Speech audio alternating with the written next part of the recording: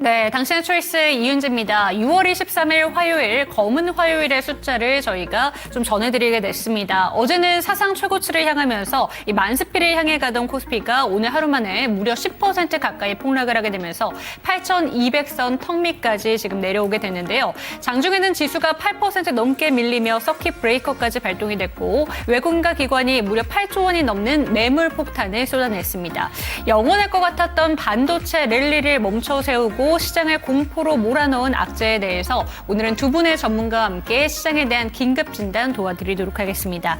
제 옆에는 미르경제연구소의 정태근 이사, 토마토 투자클럽의 강종태 전문가와 이 시간 함께합니다. 두 분 어서 오세요. 네, 반갑습니다. 안녕하십니까. 반갑습니다. 네, 두 분과 함께 오늘 시장에 대한 긴급 진단 한번 도와드리도록 하겠습니다. 오늘 이 시간에 원래는 오늘의 키워드 그리고 내일의 키워드에 대해서 90초 신속 브리핑 시간을 한번 저희가 마련을 했었는데요. 오늘만큼은 시장이 큰 충격을 받은 만큼 오늘의 검은 화요일 이대로 괜찮은지 내일장은 어떻게 시장을 우리가 바라봐야 될지 그에 대한 이야기를 한번 나눠보도록 하겠습니다. 일단 저희가 정태근 이사에게 먼저 한번 질문을 드려보도록 하겠습니다. 오늘 시장의 충격이 상당했습니다. 가장 큰 원인이 무엇일까 많은 분들이 또 걱정을 하고 계실 것 같은데 미증시에서 또 기술주들이 밀렸다고 하지만 단순히 그 악재로만은 해석하기가 참 힘든 것 같습니다. 지금 시장 어떻게 보셨을까요? 맞아요. 그 미국 증시 보게 되면 하이퍼스케일러 쪽에 아주 알파벳이 5% 빠지긴 했지만 그럼에도 불구하고 마이크론이 또 상승이 나왔다는 점을 보게 되면은 반도체 쪽에서 악재가 나온 건 아니라고 생각이 들어요. 네. 그러면은 이제 미국 증시에서 뭐 BOA의 자체 이제 주장이긴 하지만 그럼에도 불구하고 금리 인상에 대한 얘기가 나왔다는 부분들 아마 이런 것들이 일단은 미국 증시에서 악재가 되었다라고 생각을 하고 있고요. 근데 그럼에도 불구하고 아시겠지만 오늘 우리나라 증시가 장 초반에 상승이었거든요. 그러면 개장하고 난 다음에 하락을 했다라는 건 국내에서 원인이 있다고 좀 봐야 될 것 같은데 1차적으로 수급 문제도 있는 것 같아요. 아침 저희 금융투자 섹터에서 매도가 먼저 나왔었거든요. 그러면 금융투자 섹터에서 매도가 나온다라는 것 자체는 무슨 얘기냐면은 최근에 이제 반도체 중심의 ETF 있잖아요. 이쪽에서 매도가 나오게 되면서 거기서 매도가 집계가 되는 거거든요. 거기다가 아시겠지만 뭐 기관 쪽 같은 경우는 6월 달이기 때문에 지금 이번 주부터 이제 다음 주까지 보게 되면 이렇게 리밸런싱 때문에 분기 반기 리밸런싱이 나올 수밖에 없어요. 거기다가 국민연금 같은 경우에 잘 아시겠지만은 6월 달로 해서 리밸런싱 유예가 종료가 됩니다. 그러다 보니까 최근 연기금 쪽에서 매도가 나오는 게 그런 연유거든요. 그리고 이제 뭐 어제 이미 뉴스가 나오긴 했지만 기대를 사실 안 한 건 아니거든요. 구윤철 경제부총리가 날아가서 이거 어떻게든 등재시키려고 노력을 많이 했었는데 그게 안 된 부분들 이런 것도 복합적으로 일단 작용이 됐다 보시면 될 것 같은데 근데 중요한 건 10시 이후에 정말 심할 정도로 낙폭이 좀 확대가 됐거든요. 근데 요거는 아마 오늘 이런 일이 없었으면 좋겠다는 생각이 드는데 그러니까 미실현 이득에 대한 어떤 과세 얘기가 나오게 되면서 그리고 금투세 얘기도 좀 있었거든요. 그래서 이런 것들이 제가 봤을 때는 시장의 충격을 좀 더한 게 아닌가 생각이 들어요. 오늘 10시에 국회의원 회관에서 자산소득 과세 공백과 소득세 포괄주의 전환 모색이라는 주제로 토론회가 있었어요. 토론회가 있었는데 여기서 방금 말씀드렸듯이 미실현 이익에 대한 포괄적 과세라든지 금투세 부활에 대한 얘기가 나왔었거든요. 그래서 제가 볼 때는 이게 원인인 것 같아요. 네. 왜냐하면은 5월 15일 날 기억하실지 모르겠지만 그때 당시에 이제 기용호 정책실장이 초과 이윤에 대해서 이제 국민 배당에 대한 얘기가 나왔거든요. 그게 이제 외신으로 타진이 되게 되면서 그때도 5%가량 하락이 나왔어요. 그런 사례를 감안해 봤을 때 제가 봤을 때는 뭐 오늘 많은 연휴가 있긴 하지만 그럼에도 불구하고 제가 판단했을 때는 아마 금투세 부활이라든지 미실현 이익에 대한 과세라든지 이런 부분들이 원인으로 좀 빠집니다. 그래서 이게 오늘로 끝이 나진 않을 것 같고요. 최근 이제 아시겠지만 증시가 누가 보다도 많이 올랐거든요. 그쵸. 많이 오른 상황이기 때문에 방금 말씀드린 이제 미션 이익에 대한 과세 이런 부분이 해소가 좀 돼야 되는데 해소가 되지 않게 된다라면은 뭐 추가적인 변동성도 일단은 염두에 두고 시장을 좀 바라봐야 되지 않을까라고 말씀드리고 싶네요. 네, 좋습니다. 오늘장 시장에 충격을 줄 만한 악재는 사실 많이 있었습니다. 미증시에서 충격파도 있었고 MSCI에서 이 관찰 대상국에 편입될 수 있는지 그 부분에 대한 리스크도 있었습니다. 거기에다가 뭐 ADR에 대한 이야기까지 노이즈는 다양했지만 일단 오늘 오전 10시에 이 낙폭이 심해진 것을 생각해 본다면 미실현 이득에 대한 대한 과세, 그러니까 금투세 충격이 시장에 충격파를 상당히 줬다라는 이야기 해주셨는데요. 그렇다면 이번에는 오늘 처음으로 함께하신 강종태 전문가님에게 한번 여쭤보도록 하겠습니다. 우선 저희 정태근 이사 같은 경우에는 금투세가 가장 큰 원인인 것 같다라고 이야기를 해주셨는데 전문가님께서는 또 어떤 의견을 갖고 계신지 궁금합니다. 네, 지금 가진 그 원인은 아니고요. 뭐 현상으로 보자면 가장 큰 것은 외국인 매도라고 보고 네. 있습니다. 예. 어떤 이유에서 파는지는 모르겠지만 말씀드리겠지만 올해 1월부터 지금까지 우리나라 주식을 외국인이 144조 정도를 매도를 했거든요. 5월 이후에 굉장히 거세지고 있었고요. 그것만 해도 70조가 넘게 팔고 네. 있었거든요. 이게 트리거가 무엇인지에 대한 것은 사후적인 겁니다. 이유를 갖다 붙이는 거죠. 그 직접적인 원인은 수급 붕괴가 가장 큰 원인입니다. 그 가장 중심에는 오늘 아침에 9시 정도 되면 1조 2천억이 9시 동시효과에 바로 쏟아지더라고요. 오. 예, 아침에 잘 보시면 아침에 동시효과 전까지는 외국인이 한 3천억 정도 팔고 있었는데 그 이후에 9시부터 보니까 1조 2천억이 갑자기 퐁 네. 튀어나오는 거예요. 자, 이것은 오늘 한번 제대로 누르겠다라는 신호였었고요. 그 시그널은 어제자 SK 하이닉스의 역설이라고 봐야 되는 거죠. 네. 시가총액 1, 2위가 바뀌는 와중에서 흥미롭지만 오늘도 그 말이 나왔지 않습니까? 증시 고점 논란이 나왔었어요, 사실 아침에. 근데 그게 아니다. 왜, 뭐, 많이 말하지 않습니까? 우리나라 반도체 괜찮다, EPS 계속 올라간다, 뭐, 이런 요인으로 반박을 했었거든요. 근데 공교롭게도 오늘 딱 하이닉스가 300만 원을 찍자마자 이 사태가 났었거든요. 네. 이것은 외국인이 기다렸다라고 보여지는 거고요. 특히 한국 증시에서 앞으로도 지수가 올라올 때마다 외국인은 팔 수밖에 없는 상황이어서 저는 이번 하락장, 오늘 하락이죠. 이 하락의 가장 큰 트리거는 기존에 쌓여 있던 게 오늘 단일 매도 규모가 가장 크게 매도를 했다. 외국인 매도세가 오늘 가장 큰 원인이라고 생각하고 있습니다. 네, 좋습니다. 많은 분들께서 이야기를 들으셨겠지만 시총 1, 2위가 역전이 될 때는 시장의 조정에 그 시그널이 될 수 있다라는 보도자료들이 참 많이 나왔었습니다. 그런데 어제 딱 하이닉스가 1위에 도달하고 나서 오늘 장초 만에 300만 닉스를 찍고 나서 바로 이렇게 붕괴 시그널이 나타났죠. 그에 대한 핵심 원인으로는 우선 외국인 매도세를 이야기를 해주셨는데 9시 동시효과 구간에 외국인들의 차익 매물이 과하게 쏟아진 만큼 오늘 붕괴 시그널, 그 전조 현상이 바로 나왔다라는 이야기를 해주셨습니다. 그럼 한 가지 질문을 드리고 싶은 게 일단 환율이 1,539원 현재 구간에 좀 움직임이 나타나고 있습니다. 이런 환율 급등이 좀 외국인들의 이탈에 미치는 영향에 대해서는 좀 어떻게 보시는지 궁금합니다. 환율은 1,500원이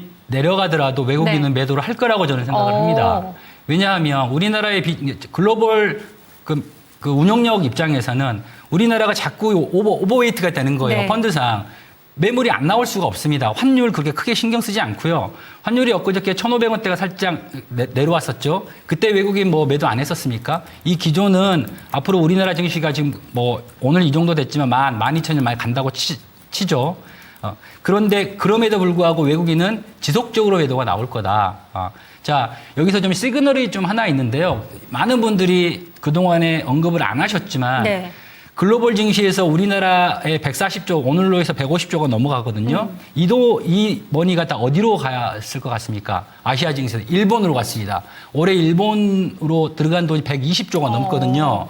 우리나라 팔아서 일본으로 가고 있는 상황인데 우리나라 사람들 너무 하이닉스하고 삼성전자에 이렇게 몰려 있었죠. 그거 두 종목만 보고 그 수혜주가 뭔가를 찾고 있었다. 환율이 어떻게 되는지 간에 외국인은 앞으로도 지속적으로 팔 가능성이 굉장히 높다. 이렇게 환율 영향은 그냥 현상? 그 정도이다라고 생각을 하고 있습니다. 네, 좋습니다. 오히려 환율은 현상 유지 정도로만 한번 생각해 보시면 좋을 것 같고 환율이 좀 떨어지더라도 외국인들의 자금 이탈은 계속되고 있고 오히려 지금 일본 증시 쪽으로 자금이 빠져나가고 있다라는 점을 이야기를 해주셨는데 이 부분을 다시 한번 생각해 볼 수가 있는 게 오늘 니케이 증시가 3.55% 밀렸습니다. 미증시에서 기술주의 약세 탓으로 돌리기에는 그런 부분들이 좀 미흡했다라는 점을 생각해 보실 수가 있을 것 같고요. 채팅창에 많은 분들이 또 질문을 주고 계신데 우왕포스코님께서 오늘 하락하게 된다면 반대 매매는 이틀 뒤에 나오는지 아니면 바로 내일 나오는지에 대해서 질문을 주셔서 이 부분은 정태근 이사님께 한번 질문을 드려보도록 하겠습니다. 반대 매매 악순환에 대해서도 궁금하시는 분들 있으실 것 같고 이런 부분들은 우리가 어떻게 생각해 볼 수가 있을까요? 와, 이런 정도의 하락이 한 번 정도 나오게 되면 내일 바로 나온다라도 봐야 돼요. 최근에 아시겠지만 신용이라든지 신용을 포함한 대출이 상당히 많은 그런 상황들이잖아요. 네. 증권담보대출도 많고 신용도 많고 이런 그런 상황들이기 때문에 이런 오늘 같은 상황이 내일 하루 정도 더 이어지게 되면 내일도 바로 나온다라고 볼 수밖에 없을 것 같아요. 물론 단가의 차이가 있겠지만은 그쵸? 이런 식으로 하락이 나오게 되면 내일도 당장도 가능한 그런 수준이다라고 좀 말씀을 드려야 될 것 같아요.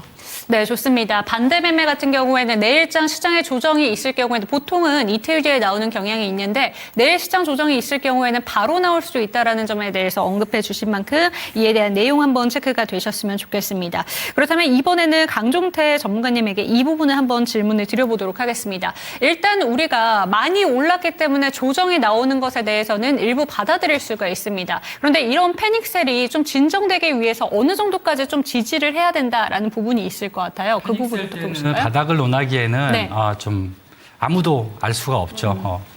여기에서 만약에 외국인이 내일 한번 10조가 더 매도가 나온다고 하면 어떻게 되겠습니까? 그러면 확 그러면 밀리겠죠. 지금 코스닥 나머지 거래소 대표주들도 내일 또 내려가잖아요. 그쵸. 가장 큰 핵심은 외국인의 매도세가 진정될 때가 네. 증시의 바닥인 거지. 지금처럼 오늘처럼 거세게 나왔다. 그래서 물론 내일 그 반 정도 한 5% 정도 지수가 반등을 했다고 쳐요.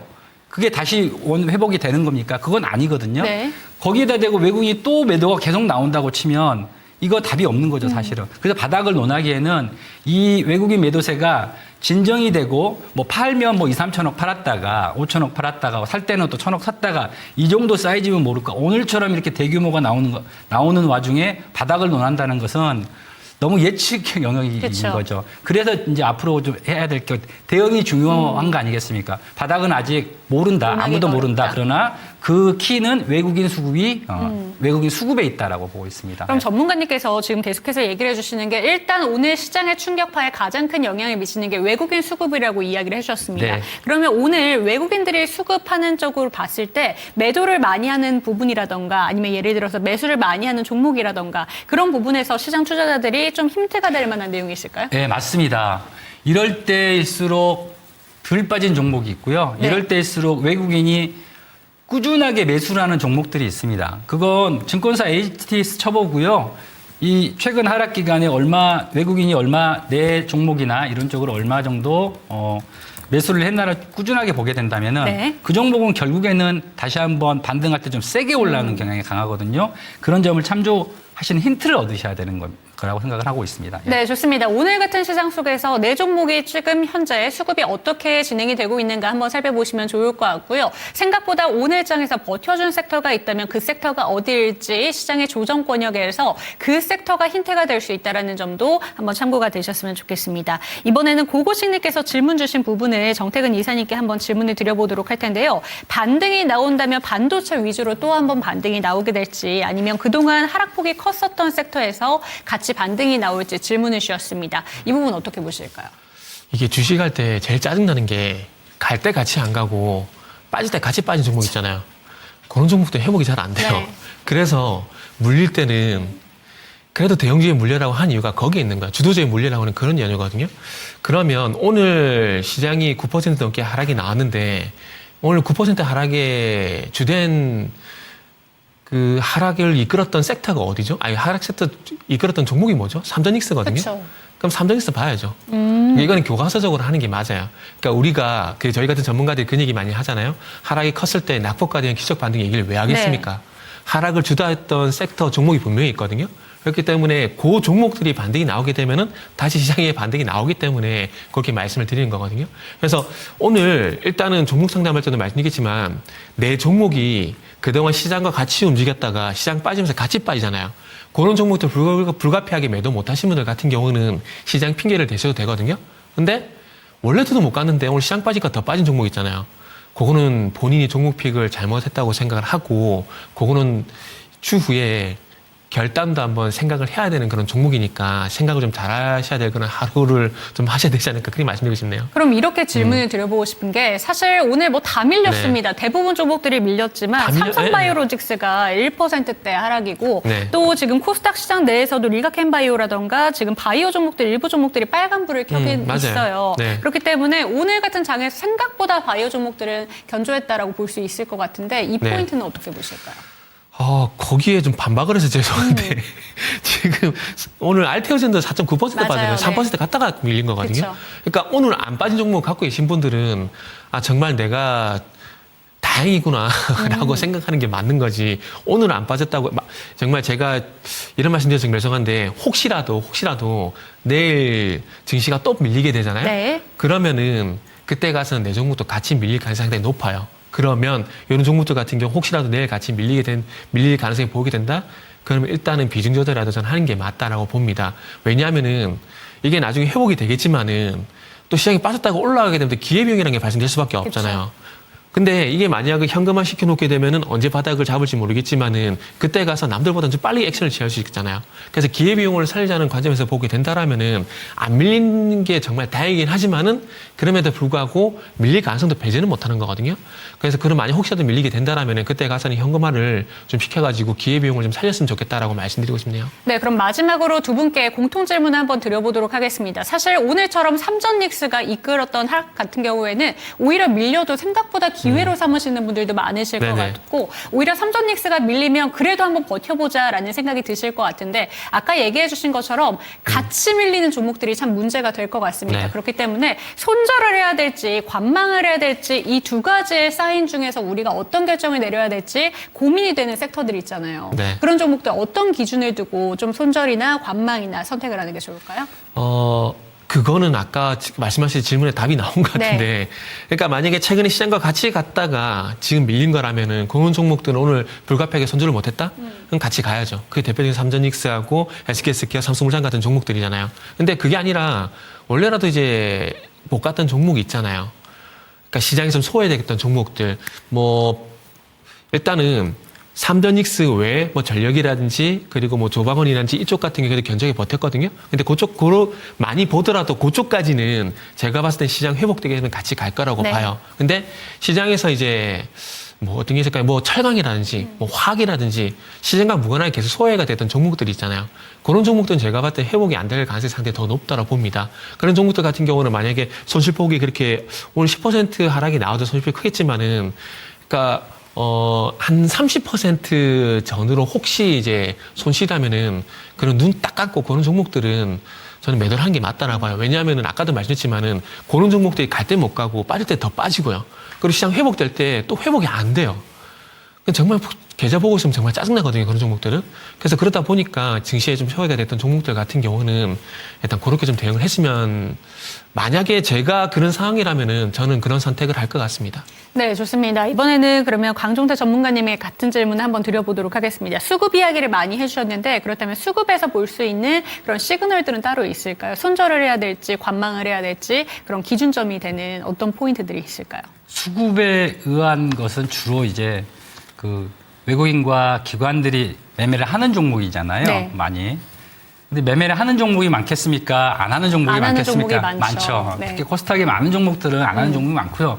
아니, 삼성전자 하이닉스하고 시가총액 상위 100이 빼고 나면 코스닥 종목은 그러면 우리는 뭐가 되는 겁니까? 그쵸. 그거 지금 가지고 보유하고 계시는 분들 지금 어떻게 되고 네. 있습니까?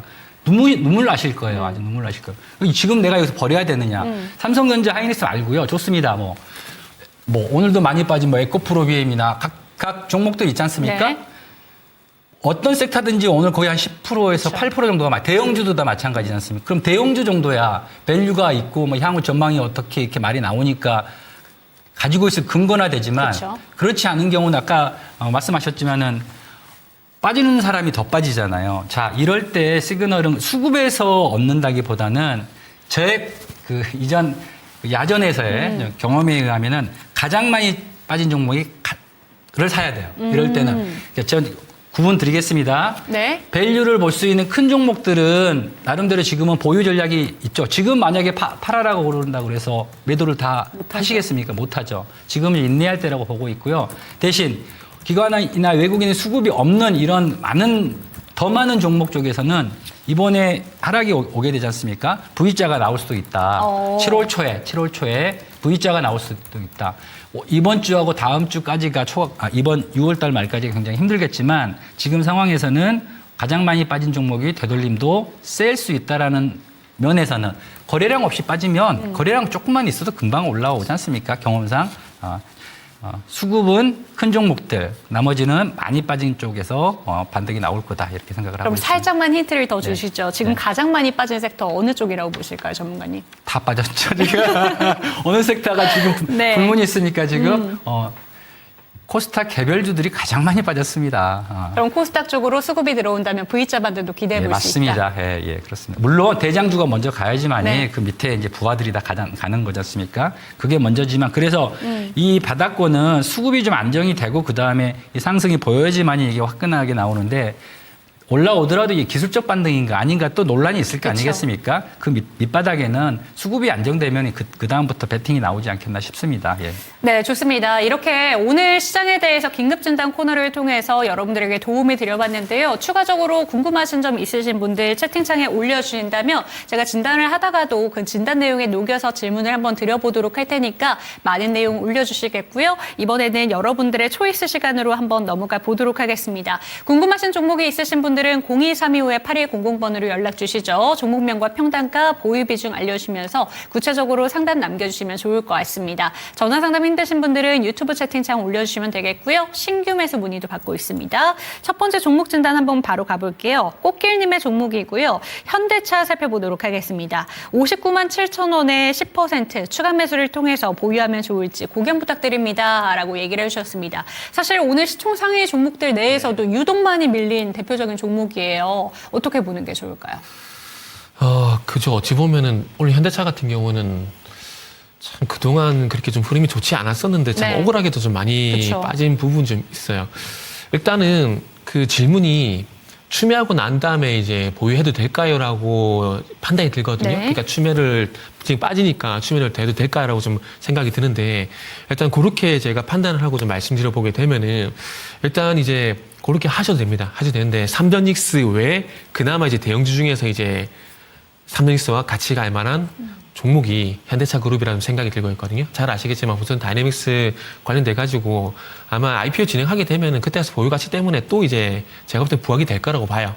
근데 이제 삼성익스가 너무 쏠림상이 나오다 보니까 일시적으로 소외가 되겠다고 생각이 들거든요. 그래서 그 딜을 생각을 하고 들어간다 보게 되면은 지금 이제 오늘 시장 하락을 해서 어느 정도 더 밀릴지는 좀 지켜봐야 되겠지만 만약에 지금 상황에서 좀 더 기다려 보게 된다라면은 일단은 여유 있게 그냥 한 45만 원 아래까지 내려갈 때는 그냥 기다리십시오. 기다리시고 그리고 또 중요한 건 정말 바닥에서 뭐 41만 천 원 이렇게는 절대 저감해서 안 돼요. 네. 주거에서 안 되기 때문에 그거는 포기를 하시고 혹시 제가 말씀드린 대로 45만 원까지 내려가고 난 다음에 그리고 난 다음에 이제 추가 하락이 제한되면 그때부터 지켜보세요. 지켜보시다가 주가가 21선을 올라타게 되면서 5일선과 21선의 골든크로스가 나잖아요. 그렇게 될 때까지 기다리세요.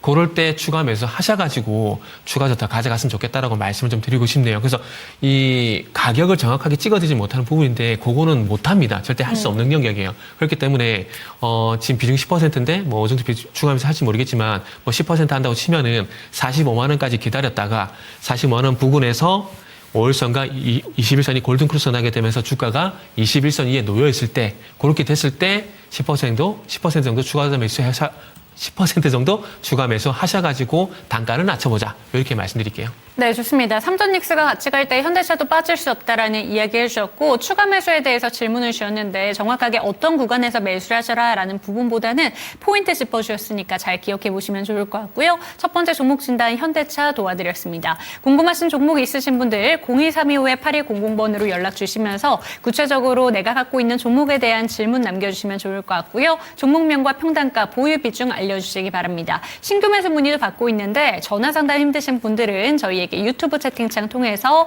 진단 올려주시면 되겠습니다. 다음 종목 한번 가볼게요. 두 번째 종목은 우왕 포스코님의 종목입니다. 에코프로비엠 20만 7천 원의 비중은 7%입니다. 에코프로비엠의 차트와 코스닥의 차트가 똑같습니다. 에코프로비엠의 중기 목표가가 궁금합니다. 라고 얘기해 주셨는데 해당 종목 어떻게 보실까요? 에코프로비엠 대표적으로 2차 전지 그쵸. 쪽이지 않습니까? 소재단이죠.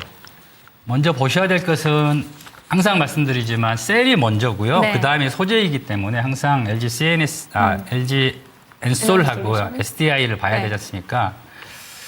오늘 제가 사실은 그 준비한 종목도 바로 이 섹터에 좀 들어있는 종목이거든요. 자, 이게 이건 이제 에코프로 BM이 근데 문제가 하나 있는 게 이건 하이니켈 분야잖아요. 네. 이 2차 전지 쪽에서의 그 주 핵심은 하이니켈과 그 다음 소재거든요. NFS 쪽이 있지 않습니까? 이게 ESS 쪽이 있는 거죠. 하이니켈과 ESS. 이 문제의 핵심은 테슬라에 있습니다. 테슬라의 전기차가 어떻게 될 거냐에 따라서 이 2차 전지 쪽 주가들이 이제 많이 움직이지 않습니까? 테슬라 지금 팔리지도 않아가지고 수요 급감 때문에 지금 뭐 2차 전지에 대해서 지금 저희 이토마토 전문가분들도 좋게 보시는 분들은 굉장히 좋게 보시지만 그렇지 않는 분들도 되게 많아요. 2차 전지 그거 언제적 이야기인데 아직까지 네. 하고 있냐라고 하는 거거든요. 그러나 전 개인적으로 앞으로 하이니켈 분야만 보자면 에코프로 BM이 좀 한계가 좀 있지만 좀 기대점이 하나 있죠. 헝가리 공장 유럽 거점화가 그쵸. 그게 내년의 핵입니다. 내년의 핵. 이게 문제는 실적 가시화지 않습니까? 지금 자체도 좀 실적 밸류에 좀 부담감이 좀 있는 상태거든요. 1분기 6,054억이 209억 이익이면 영업이익이면 이게 작년 비해서 50%나 감소하는 수치지 않습니까? 그렇게 되는 경우는 실적이 아직 믿음을 못 주는 상태잖아요. 단기적으로 지금 2분기라 그래서 이게 많이 좋아지느냐? 별로 그렇게 되지 않을 네. 거라고요. 지금 그런 것 때문에 2차 전지들이 이렇게 기술적 반등 차원에서 이렇게 왔다 갔다 하는 모습이고요. 추가 바닥은 얼마가 될지는 아까 말씀드렸지만 이것은 수급에 달렸다라고 보고 있습니다. 이때 외국인과 기관이 어떤 스탠스인가를 좀 보셔야 될 것 같고요. 중기 목표 말씀드렸잖아요. 지금 증권사 리포트 중에 23만 4천 원짜리가 나와 있어요. 그게 중기일까요? 근데 증권사 애널리스트들의 그 목표가는 대부분이 더 플러스 알파가 더 있게끔 이렇게 버퍼를 좀 두지 않습니까? 그런 면을 좀 참고를 한다라고 하면은, 중기 목표가 23만 4천 원이 돼야 되나요? 저 개인적인 생각에는 중기 목표는 20만 원에서 역시 23만 4천 원 그 사이가 네. 되지 않겠냐 싶고요. 27년에 제대로 실적이 나오기 시작을 할 때가 2차 전지가 진짜 움직일 때 아닌가 이렇게 생각을 하고 있습니다. 네, 좋습니다. 2차 전지 대표적인 종목이죠. 에코프로 BM에 대한 상담을 도와드렸습니다. 일단 2분기부터 실적에 대한 반등 좀 기다리시는 분들 많으실 것 같은데 아직까지는 좀 힘들다라는 이야기를 해주셨고 일단 그래도 긍정적인 소식이 들려오고 있는 건 에코프로 BM의 헝가리 공장에 대한 이야기 해주셨습니다. 그렇기 때문에 실적이 확실히 달라질 수 있는 건 내년부터 기대해 볼 수 있다라고 이야기를 해주시면서 중기적으로 목표치는 20만 원대에서 23만 원 이 부근을 이야기해 주셨으니까 참고가 되셨으면 좋겠습니다. 종목 진단 원하시는 분들 02325-8100번 이용해 주시고요. 전화 상담 힘드시다면 저희 유튜브 채팅창 이용해 주시면 좋을 것 같습니다. 다음 종목 한번 가볼게요. 세 번째 종목은 저희 KYG님의 종목이고요. JNTC 살펴보도록 하겠습니다. 21,400원의 비중은 20% 오랫동안 보유를 하고 있는데 올해 말에 예상 목표가 어떻게 보실까요? 라고 얘기를 해주셨습니다. 오랫동안 보유를 했다라고 하시는데 그래도 네. 평단가는 딱 지금 부근입니다. 어떻게 보실까요? 사실 저는 현금 확보하라고 좀 말씀드리고 싶거든요. 확보하라고 말씀드리고 싶은데 일단 질문한 것부터 먼저 이제 대답을 좀 드리자면은 지금 사실 JNTC 같은 경우는 유리기판 관련 종목이잖아요. 그런데 지금 과거 이제 2025년, 2024년 이 기점을 봤을 때 기대감에 의한 상승이 너무나 많이 나온 상황이기 때문에 지금 상용화가 안 되면은 다시 관련된 종목들이 가기가 쉽지 않을 거라고 봐요.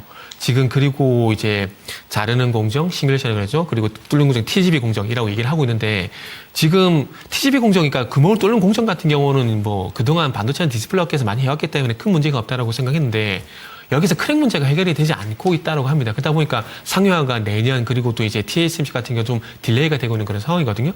그러다 보니까 아무래도 그런 부분들이 조금 유리기판 관련 종목들 어떤 힘을 좀 빠지게 하는 부분들을 봐야 될 것 같은데 JNTC 같은 경우는 아시다시피 이 상한가 같잖아요. 그죠?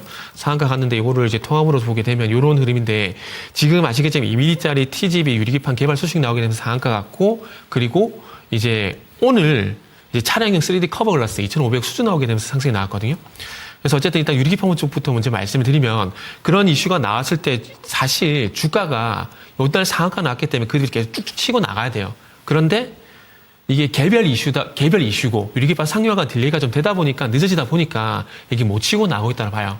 그러다 보니까 저는 개인적으로 이렇게 만약에 이슈가 됐다라면 오늘 반도체 이제 삼성닉스 이제 광주 이전 얘기 나왔잖아요. 그런 얘기 나오면서 보해양전환지는 종목들 급등 나왔잖아요. 그러니까 대표적으로 이제 여기 뭐 부국철강 같은 것들 네. 보면 보해양전환 급등 나왔잖아요. 사실 JNTC는 오늘 이런 흐름이 나와야 돼요. 목표가 설정하려면은 유리기판 관련해서 기대감을 가지려면은 왜 그러냐면은 조금 전에 말씀을 드렸듯이 자 상한가 간 날, 요 상한가 갔잖아요, 그죠? 상한가 간 날 좀 전에도 말씀드렸지만은 이미 TGP 유리기판 개발 소식 나오면서 상한가 갔잖아요. 그러면서 오늘 차량용 3D 커버 글라스 수주가 나왔는데 2,500억이에요. 그 얘기 나오면서 또 치고 나갔어야 돼요.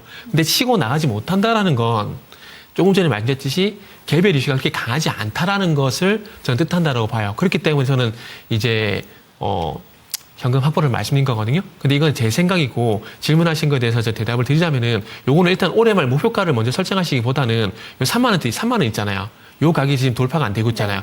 요거 돌파하고 난 다음에 제가 봤을 때는 목표가 설정을 하시는 게 좋을 것 같아요. 그래서 질문하신 거에 대답을 해보자면은 목표가 설정을 지금 빨리 하시는 것보다는 3만 원 돌파하고 난 다음에 하시는 게 좋을 것 같다는 생각이 들고 저 개인적인 생각을 추가적으로 말씀드리면은 저는 개인적으로 현금 확보를 했으면 좋겠다라고 말씀드리고 싶네요. 그럼 기간 설정보다는 3만 원 돌파 여부가 핵심이고 네네네. 그 다음에 이제 목표가를 설정해 보자라는 네, 이야기시죠. 지금은 기간 설정 안 했으면 좋겠습니다. 네, 그럼 일단은 그래도 JNTC 3만 원까지는 또 돌파에 대한 가능성 이야기해 주셨으니까 참고가 되셨으면 좋겠고요. 종목 진단 원하시는 분들 02-325-8100번 연락 주시기 바랍니다. 종목명과 평단가, 보유 비중 알려주시면서 구체적으로 상담 내용 알려주시면 좋을 것 같고요. 전화 상담 힘드시다면 유튜브 채팅창 이용해 주시죠. 다음 종목 한번 가보도록 하겠습니다. 전화 접수가 된 종목인데요. 카카오 한번 질문 드려보도록 할게요. 58,600원에 10% 보유하고 계십니다. 전문가님 카카오는 어떻게 보시는지 한번 진단 부탁드릴게요.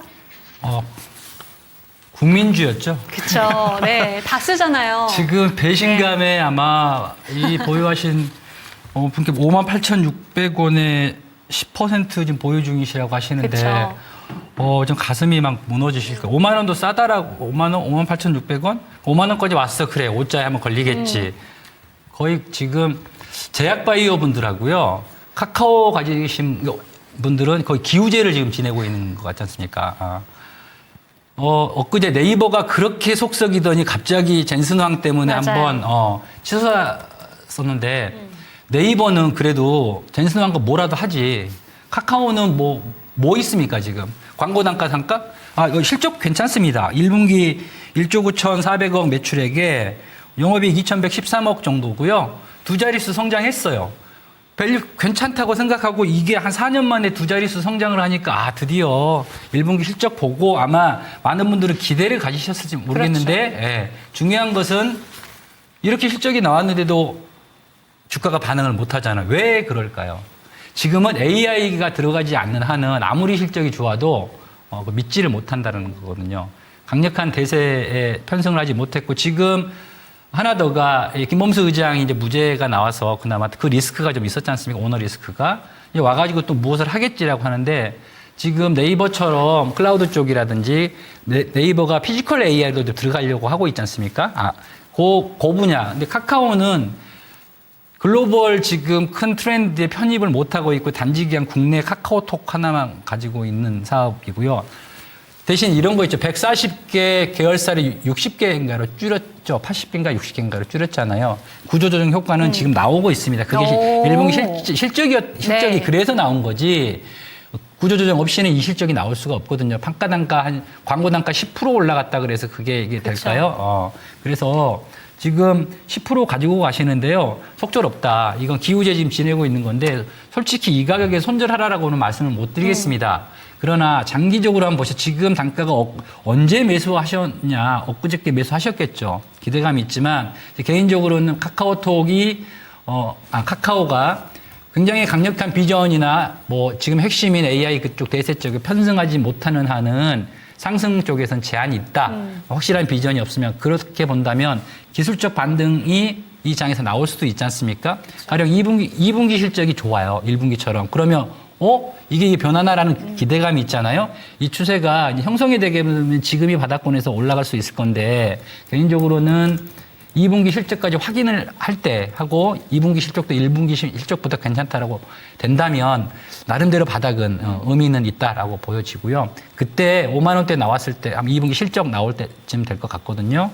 그때 한번 좀 판단을 해보시는 게 어떻겠느냐. 개인적으로는 그 정도 가격 매수가 오시면은 당연히 팔지 않겠습니까? 그 전에 잘라야 되느냐, 자르지 않아야 되느냐가 관심인 거죠. 얼마 정도 올라올지는 기술적 반등이다라고 보고 네. 있고요. 그거 믿기까지는 앞으로 올해 연말까지 가야 될 것 같습니다. 예. 네, 좋습니다. 카카오 마지막 종목으로 종목 진단 도와드렸습니다. 2분기 실적 발표 확인하고 나서 그때 이 반등이 나올지 그 부분을 생각해 보시면 좋을 것 같은데 평단가 부근까지 올라오게 된다면 그때는 한번 정리해 보셔라라는 의견 주셨기 때문에 AI 신사업 쪽으로 카카오가 진출하지 못한다면 좀 확실히 상방이 열리기는 어려운 종목이다라는 점 기억해 보시면 좋을 것 같습니다. 오늘의 마지막 종목 진단까지 도와드렸고요. 이제는 박예지 캐스터와 함께 토마토 AI가 픽한 4가지의 기사들 살펴보시죠. 토마토 AI가 선정한 오늘의 뉴스입니다. 오늘 코스피 지수가 8% 넘게 급락하며 서킷 브레이커가 발동됐습니다. 반도체 쏠림 현상에 지수가 하락했지만 고점 신호는 아니라는 분석이 나왔습니다. 삼성전자와 SK하이닉스가 광주 전남에 반도체 공장 투자를 단행할 것이라는 뉴스가 나왔습니다. 편의점 업계가 다시 한번 점포 확대에 시동을 걸고 있습니다. 먼저 첫 번째 뉴스입니다. 국내 증시가 유례없는 폭락장을 맞이하며 패닉에 빠진 가운데 개인 투자자들이 장중 10조 원 넘는 자금을 쏟아부으며 역대급 베팅에 나섰습니다. 코스피 시장에서 서킷 브레이커가 발동된 것은 올해 들어서만 4번째이며 역대 통산으로는 10번째인데요. 외국인과 개인의 강력한 매도가 시장을 끌어내린 가운데 개인 투자자들이 매도 물량을 고스란히 받아냈습니다. 이에 대해 대신증권은 정치권에서 주식과 부동산 투자로 발생한 미실현 이익도 소득으로 간주해 포괄 과세해야 한다는 토론회가 개최되는 등 미실현 이익과세 논의가 투자 심리 위축 요인으로 작용하며 증시 하방 압력을 확대했다고 분석했습니다. 이어서 다음 뉴스입니다. 반도체 쏠림 현상으로 인해 코스피가 급락했지만 고점 신호는 아니라는 분석이 나왔습니다. 이날 키움증권은 매크로에 의한 급락은 아니다라며 유가와 미국 10년물 금리, 달러 등 매크로 지표들이 큰 변화가 없는 것으로 미루어 볼 때 휴전협상 결렬과 연준 긴축 경계 심리와 같은 악재가 다시 발현된 것으로 보기에는 어렵다고 말했습니다. 그러면서 반도체 쏠림 현상에 따른 단기 부작용을 증시 급락의 원인으로 지적했는데요. 전날 삼성전자와 SK하이닉스가 시가총액 1위 쟁탈전을 벌이는 과정에서 쏠림 현상이 유독 심했다고 분석했습니다. 다만 이번 급락이 기술적인 문제에 의한 것인 만큼 국내 증시의 상승 동력은 여전하다고 분석했는데요. 속도와 쏠림이라는 기술적 문제에서 비롯된 것이지 펀더멘털 악재는 아니라며 매도에 동참하기보다는 관망하는 것이 현실적인 대안이라고 평가했습니다. 이어서 다음 뉴스입니다. 한 매체에 따르면 삼성전자와 SK하이닉스가 광주 전남의 전공정을 포함해 수백조 원 규모의 반도체 공장 투자를 단행할 것으로 보입니다. 정부의 국가균형발전 정책에 발맞춰 호남권 역사상 최대 규모의 반도체 메가클러스터 조성이 추진되고 있는데요. 당초 거론됐던 후공정 패키징 시설을 넘어서 반도체 생산의 핵심인 전공정 팹까지 포함하는 방안이 유력하게 검토되고 있습니다. 이재명 대통령은 오는 29일 청와대에서 주요 기업 경영진과 함께 국토공간 대전환 민간 합동회의를 열고 반도체와 AI 데이터 센터 중심의 메가 프로젝트를 논의할 예정인데요. 하루 뒤인 30일에는 광주에서 산업통상자원부의 서남권 산업발전 포럼이 열리는데 이 자리에서 구체적인 투자 협약이 체결될 것이라는 전망이 나오고 있습니다. 다만 아직까지는 추가적인 사실 확인이 필요한 가운데 오늘 호남권 관련 자산주와 시멘트주가 함께 상승했습니다. 끝으로 마지막 뉴스입니다. 시장 포화 우려로 한동안 신규 출점에 신중했던 편의점 업계가 외국인 관광객 수요에 힘입어 다시 한번 점포 확대에 시동을 걸고 있습니다. 유통업계에 따르면 편의점 CU는 올해 전체 점포 수가 약 300개 순증할 것으로 전망되며 업체 양강인 GS25는 지난해 처음으로 점포 수가 감소했지만 올해는 다시 순증세로 돌아설 것으로 보입니다. 특히 외국인 관광객이 서울뿐 아니라 전국을 찾으며 편의점의 새로운 수요층으로 자리 잡은 점이 적극적인 출점 확대 배경으로 꼽히는데요. 대부분 구매 품목이 김밥, 도시락 같은 즉석식품과 음료, 디저트 등 상대적으로 고마진 제품에 집중된다는 점에서 수익성 측면에서도 긍정적으로 풀이됩니다. 이처럼 외국인 수요가 편의점의 새로운 성장축으로 떠오르면서 업계가 다시 출점 확대에 무게를 두고 있다는 분석이 나오고 있습니다. 화요일장의 주요 증시 뉴스 짚어봤습니다. 이 밖에 오늘의 테마주와 종목 한 줄 브리핑까지 알고 싶다면 증권통 모바일 앱에서 확인해 볼 수 있습니다. 지금까지 AI 뉴스로 정리해드렸습니다. 네, 토마토와 AI가 픽한 4가지의 기사들 살펴보고 오셨고요. 이번에는 내일장을 위해서 추천 종목 확인해 보도록 하겠습니다. 화면 띄워주시죠. 네, 하나마이크론과 LNF 차례대로 먼저 만나보도록 하겠습니다. 먼저 내일장 추천주로 하나마이크론 들고 오셨는데 포인트 한번 짚어주시죠. 일단은 뭐 오늘 같은 장에서는 물려도 이제 반도체 물리자라는 그런 생각으로 솔직히 가지고 왔습니다. 그리고 뭐 오늘 시장이 하락이 나오지 않았다고 하더라도 지금 뭐 바지가랑이 잡고 가야 되겠죠. 반도체 쪽 같은 경우는. 그래서 일단은 선택을 좀 했고요. 일단 이제 그 하나 마이크론 자체적으로 좀 보게 된다라면은 일단 1분기에서 2분기도 실적이 상당히 좋을 것으로 예상이 되고 있습니다. 뭐 가장 높은 증권사 기준으로 보게 되면 960억 정도 이제 예상이 되는 그런 상황인데 분기 기준 사상 최대 경신이 전망이 된다라고 합니다. 그래서 그런 관점에서 봤을 때 실적도 상당히 기대가 되는 부분이 있다라고 보시면 될 것 같고요. 하나 마이크론 얘기하게 되면 또 SK 하이닉스를 얘기를 안 할 수가 없어요. SK 하이닉스의 실적이 좋다라는 건 그만큼 생산이 많이 이루어지고 있다는 것들이고 생산이 많다라는 것들은 후근적으로 소위 말해 패키징 물량이 그만큼 많다라고 볼 수밖에 없을 것 같습니다. 그러다 보니까 1분기에서 2분기에 이제 하나 마이크론 실적도 좋게 평가가 될 수밖에 없는 부분들이 있고요. 지금 이제 베트남 법인 그리고 이제 브라질 법인 쪽에서 해외 쪽 법인 쪽의 매출이 계속 좋아지고 있는 그런 상황들이거든요. 그러다 보니까 이런 것들이 결국 이제 매출이 좋아지게 되면은 실적과 연결될 수밖에 없는 부분들이고, 그리고 지금 반도체 호황이 어쨌든 반도체 가동률 계속 올라가게 되면은, 그리고 생산량도 많아지게 되면은 일단은 그런 부분들이 이제 사실 패키징 쪽으로는 기대가 될 수밖에 없을 것 같아요. 특히나 HBM 쪽 같은 경우는 후공정이 사실 수혜라 봐야 되거든요. 잘 쌓고 잘 포장을 하고 잘 되는지 테스트하고 그게 관건인데, 이제 하나 마이크론 같은 경우는 아시겠지만 패키징 쪽으로 잘 포장을 하는 것, 그런 역할을 하고 있기 때문에 거기다가 턴키 방식으로 테스트까지 진행해주는 거고 있는 그런 상황이기 때문에 SK 하이닉스가 정말 미들맨이라고 봐야 될 것 같습니다. 그래서 그런 연유로 오늘 하나 마이크론 준비를 좀 했고요. 그리고 차트적으로도 오늘만 빼고 보면은 어제까지 그런 부분 정말 좋았어요. 지금 이제 어제 15%까지 급등이 나오게 되면서 이제 전고점 돌파가 되게 되면서 신고가 갈 수 있는 그런 흐름이었는데, 아깝게도 오늘 이제 시장이 전반적으로 하락을 하게 되면서 좀 아쉽게도 월선을 이탈하는 흐름이 나왔습니다. 그래서 일단은 뭐 내일 쪽에 이제 시장이 내일 쪽에 시장이 추가적으로 하락을 할 건가 말 건가, 그게 좀 관건이라 봐야 될 것 같은데, 일단은 어쨌든 오늘 하나 마이크론을 말씀드리고 싶고, 매수가는 51,000원 이하 말씀드릴 거고요. 그리고 손절가 같은 경우는 46,000원 말씀드리고, 목표가는 6만 원 이렇게 말씀드리도록 하겠습니다. 네, 물려도 반도체 물리자라는 이야기 조금 전에도 이야기를 해주셨는데, 오늘의 추천 종목으로 하나 마이크론 이야기 해주셨습니다. 매수가는 51,000원 이하에서 목표가 6만 원, 손절 라인 46,000원 짚어주셨고요. 이번에는 강중태 전문가의 추천주 만나보도록 하겠습니다. LNF 들고 오셨습니다. 사실 오늘 상담 시간에도 2차 전지 종목을 이야기해 주시면서 오늘 이 섹터 내에서 들고 오셨다고 하셨잖아요. 포인트 한번 짚어주시죠. 2차 전지에 대해서는 이제 뭐 반반이죠. 나눠져 있는 상태고요. 만약에 2차 전지가 된다라고 있었으면 아마 이쪽도 굉장히 세게 올랐었을 거예요. 근데 이제 고평가 논란하고 가장 큰 문제가 바로 이제 EV 캐즘 악재 선반영입니다. 네. 테슬라가 작년 연말에 한번 LNF 한번 4조짜리 계약을 취소했지 않습니까? 그것 때문에 테슬라 전기차가 그만큼 팔리지 않으니까 계약을 취소해버린 거 아니겠습니까? 이게 지금 반영이 나름대로 됐다. 그리고 ESS 쪽이 지금 내러티브 쪽으로 전환하고 있다고 하는데, 이 LNF는 하이니켈 쪽도 있지만 ESS 쪽하고 약간 양분을 해야 되는 거거든요. 근데 ESS 쪽이 왜 커가느냐를 잘 보셔야 됩니다. 미국 쪽을 보게 되면은요, 데이터 센터가 이제 전력난이 났지 않습니까? 제일 먼저 그래서 떠오르게 된 게 물론 그 전력 관련주들이 먼저 떴죠. 그 다음에 그러면 전력 어떻게 생산할까요? 봤더니 이것은 원자력이더라 이거죠. 근데 원자력은 지으려면 앞으로 10년이나 걸리잖아요. 그 사이를 태양광이 때울 건데 거기에 플러스가 되는 게 바로 저 ESS가 같이 돼서 이제 같이 이제 짝이 되는 거지 않습니까? 그래서 ESS가 갑자기 떠오르게 되는 거고요. 지금 CATL 쪽에서 그 자기들의 매출액이 전 세계 ESS 물량은 80%가 CATL, 그러니까 중국이 잡고 있습니다.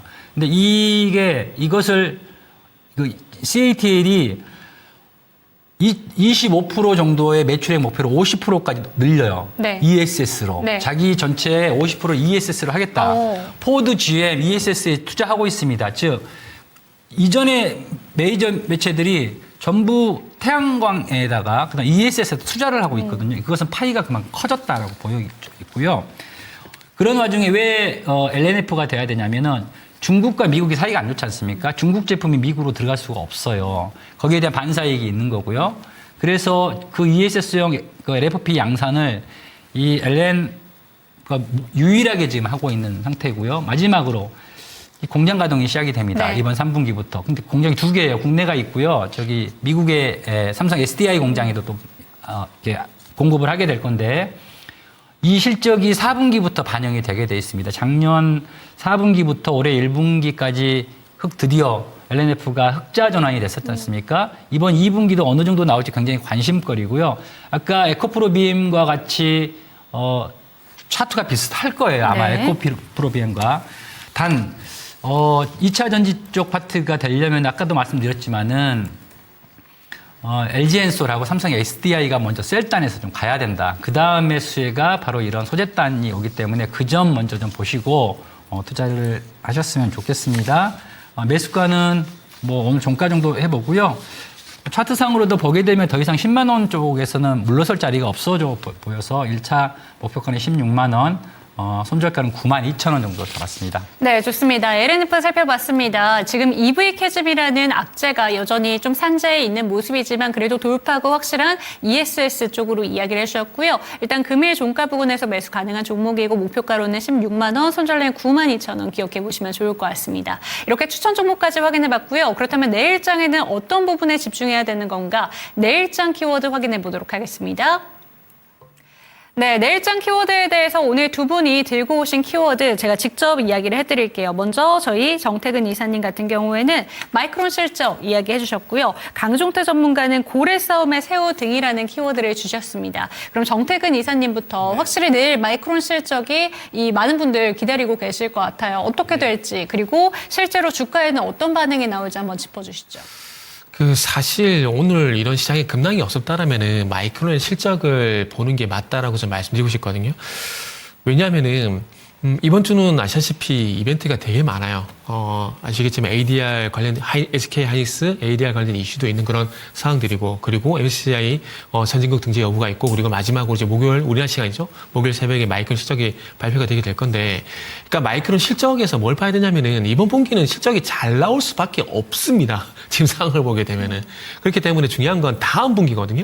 다음 분기에 대해서 시장 눈높이를 이제 부합을 시키냐, 이게 관건인데, 최근에 하이퍼스케일러 관련돼가지고 종목들이 전반적인 흐름이 좋지가 않아요. 근데 많은 이유가 있겠지만은 제 개인적인 판단에는 실적들 다 좋게 발표하고 있는데 다음 분기 전망치가 다 미스가 나고 있어요. 그러면서 지금 전반적 분위기가 저는 안 좋아지고 있다고 생각하고 있거든요. 근데 그게 이제 마이크론까지 그런 현상이 나오게 되면은 아무래도 삼성전자, 하이닉스에 영향을 줄 수밖에 없겠죠. 왜냐하면은 2분기 실적은 가까운 미래지만은 그 이후의 전망치는 먼 미래이기 때문에 가까운 미래보다는 먼 미래에 반응할 가능성이 높거든요. 그래서 이렇게 생각을 했는데 사실 뭐 오늘 저는 미실현 이익 이것 때문에 이게 장중 변동성이라고 생각을 하고 있는데, 지금 뭐 네이버가 됐든 다음이 됐든 검색창에 미실현 이익 해가지고 한번 검색 쭉 해보세요. 네. 해보면은 오늘 시장의 하락이 전부 보면은 미실현 이익 과세로 인해가지고 투자 심리가 위축이 돼서 시장이 하락했다는 얘기가 전부 나옵니다.